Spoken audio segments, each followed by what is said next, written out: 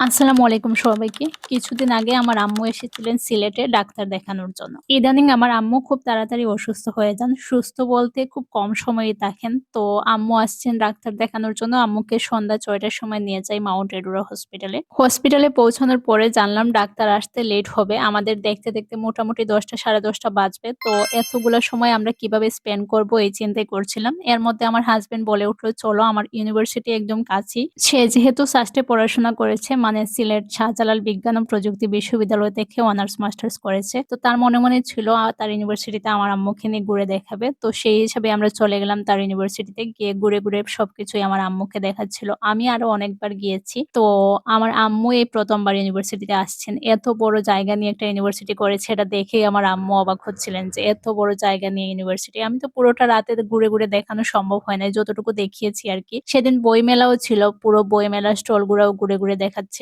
রাতের বেলা ভিডিওটা ভালো হয় নাই কিন্তু এই মোমেন্টটা আমার কাছে আসলে খুবই স্পেশাল। কারণ আমার হাসব্যান্ডের ইউনিভার্সিটি আমার আম্মু ঘুরে, ঘুরে দেখছেন। এটা আসলে অনেক বড় বিষয়। আমার আম্মু এত অসুস্থ ছিলেন যে দৌড়ে, দৌড়ে হাঁটাতে হয়েছে। তারপরেও আম্মু পুরোটা সময় এনজয় করছিলেন আমাদের সাথে। পুরো ইউনিভার্সিটি দেখে খুবই ভালো লেগেছে আম্মুর। এরপরে আমরা এখানে বাপা পিঠা খাই। আমরা অনেক সময় হাঁটাহাঁটি করে এসে ভর্তা পিঠা খেয়েছিলাম। খুবই মজা লেগেছিল ভর্তা পিঠা। শীতের সময় ভর্তা পিঠা খাইতে অসাধারণ লাগে। আপনারা অনেকেই জানেন আবার অনেকেই জানেন না। আমরা কিন্তু ২ ভাই বোন। আমি সবার বড় আর আমার ছোট ভাই হচ্ছে উজ্জ্বল এই যে সে। তো আম্মু বেশি অসুস্থ হওয়ায় এইদিন উজ্জ্বল আম্মুকে নিয়ে আসছে। এই ভিডিওগুলো উজ্জ্বল আমাকে করে দিয়েছিল। তাকে আমি প্রায়ই ট্রেনিং দেওয়াই ভিডিও করানোর জন্য আরকি। যাতে ভিডিও সুন্দর, সুন্দর করে দেয়। আমরা অনেকটা সময় ইউনিভার্সিটিতে ছিলাম। হাঁটাহাঁটি করেছি, খাওয়া-দাওয়া করেছি। আসলে আম্মুকে পুরোটা ইউনিভার্সিটি ঘুরে দেখানো সম্ভব হয় নাই রাতের থাকার কারণে। যদি দিনে হইতো তাহলে অবশ্যই পুরো ক্যাম্পাসটা ঘুরে দেখাতে পারতাম। আম্মুরও আরো বেশি ভালো লাগতো। তবে ইনশাআল্লাহ একদিন দিনে নিয়ে যাব। এই তো আমরা এখন চলে আসছি আবার হসপিটালে। হসপিটালে আসার পরে লিফটের যা সমস্যা মাউন্ট এডুরা হসপিটাল এখন হয়ে গিয়েছে আবার ওসমানীর মতো। খুবই খারাপ অবস্থা। লিফটের জন্য অপেক্ষা করতে, করতে রোগীর একদম বেহাল দশা হয়ে যায়। এই তো এখানে আমরা গল্প করছিলাম। এখানে আম্মুকে বলছিলাম, "দেখো কত ডাক্তার দেখিয়েছো তুমি। একেকটা ফাইল শুধু ডাক্তারের আর ডাক্তারের।" তো এই যে ডাক্তার দেখানোর পরে আম্মুকে আবার ডাক্তার বলেছে সুপারি না খাওয়ার জন্য। আমার আম্মু কিন্তু খুব বেশি সুপারি খান। এখানে আমরা মারামারি করছিলাম দেখেন।